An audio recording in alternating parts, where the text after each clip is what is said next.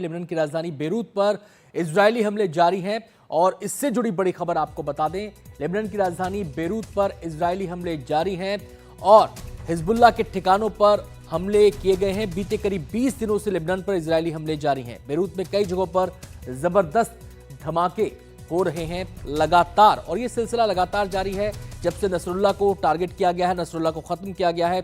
कोशिश इजराइल की यही है इन तमाम हमलों के जरिए, इन तमाम अटैक्स के जरिए कि जहां जहां भी हिजबुल्लाह के ठिकाने हैं उसके पूरे नेटवर्क को ध्वस्त किया जाए।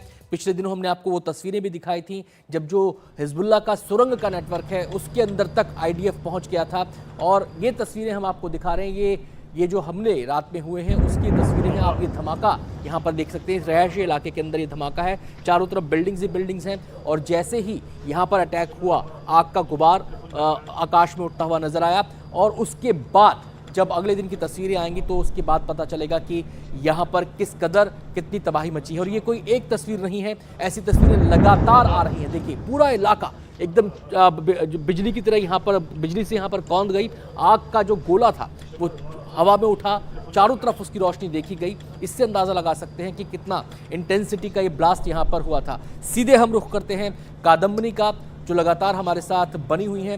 कादम्बनी, हमने देखा था कि जब इस युद्ध की शुरुआत हुई तो लगातार हमास को टारगेट इजराइल कर रहा था, लेकिन अब हमास उसके रडार पर कम है और हिजबुल्लाह उसके रडार पर ज्यादा है। इस रणनीति के इसको कैसे देखा जाए, ये इजराइल की रणनीति को कैसे देखा जाए?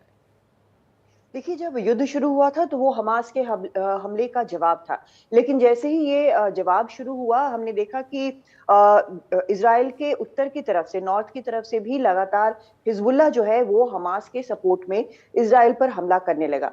ये काफी वक्त तक चला, लेकिन उसके बाद जब हाल में पेजर और वॉकी टॉकी बॉम्ब जब वहां पर फटे लेबनान में, और उसके बाद काफी नुकसान हुआ हिजबुल्लाह का, तो हमने ये भी देखा कि उस एक नुकसान को देखते हुए, उसकी गंभीरता को देखते हुए, जितना उसने नुकसान पहुंचाया, उसके बाद एक कहीं ना कहीं इजराइल को ये लगा कि और ज्यादा नुकसान पहुंचाया जा सकता है। तो मौके का फायदा उठाते हुए इजराइल ने अपने हमले हिजबुल्लाह पे तेज कर दिए।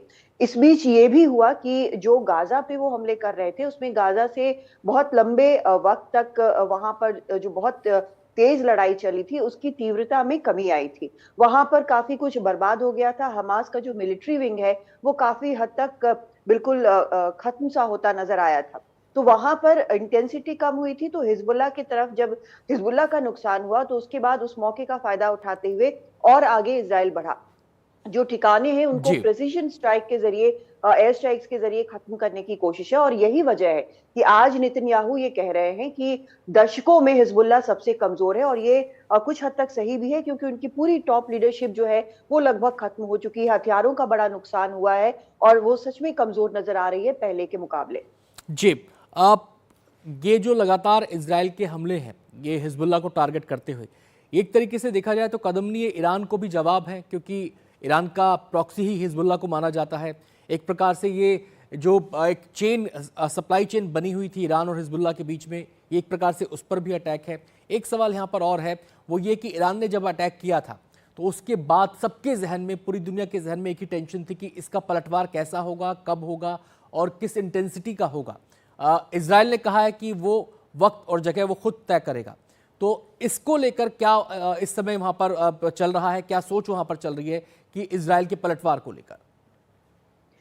जी देखिए, पहले सवाल के जवाब में हिजबुल्लाह जो है वो, हाँ, वो बिल्कुल प्रॉक्सी माना जाता है ईरान का। ईरान से उसको पैसे मिलते हैं, उसको हथियार मिलते हैं, ये कोई सीक्रेट नहीं है।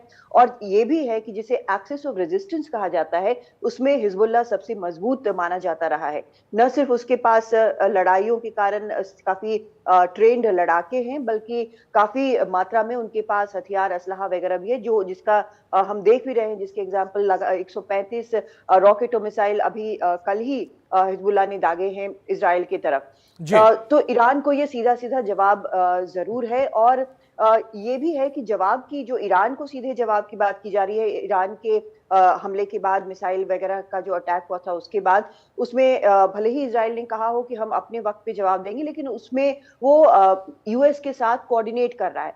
अब जैसे देखें कि जो रक्षा मंत्री हैं इजराइल के, उनको जाना था आज, उनको अमेरिका में होना था, अमेरिका के रक्षा मंत्री से बात करनी थी, लेकिन ये खबरें आ रही है इजरायली मीडिया में कि नेतन्याहू ने कुछ शर्तें रखी थी जिसके बाद ही वहां पे योव गैलेंट जाते, लेकिन वो शर्तें जो है शायद पेंटागन ने नहीं मानी है या पहले ही ब्लैंकेट एक्सेप्टेंस नहीं दिया है, तो अभी उनका जाना, योव गैलेंट का जाना अभी डेफर कर दिया गया है। जी। कुछ खबरें ऐसी भी आ रही हैं कि इजराइल ने जवाब पूरी तरह से तैयार कर लिया है ईरान के ऊपर हमले के लिए, लेकिन वो हमला इस प्रकार का होगा कि उससे युद्ध और नहीं फैलेगा। कुछ इजरायली मीडिया में ये भी रिपोर्ट्स हैं कि ना तो ऑयल फैसिलिटीज ईरान के, ना ही परमाणु फैसिलिटीज, बल्कि जो मिलिट्री फैसिलिटीज है ईरान की रेवोल्यूशनरी गार्ड्स की, उनके ऊपर इजराइल हमला कर सकता है। लेकिन किसी भी प्रकार से ये कहना बेहद मुश्किल है कि इजराइल जब जवाबी हमला करेगा तो ये युद्ध जो है वो एस्केलेट करेगा या नहीं करेगा, क्योंकि ईरान तो जी। कह रहा है कि हम अगर जवाबी हमला होता है तो हम चुप नहीं बैठेंगे, लेकिन किस प्रकार से चुप नहीं बैठेंगे ये भी एक बड़ा सवाल।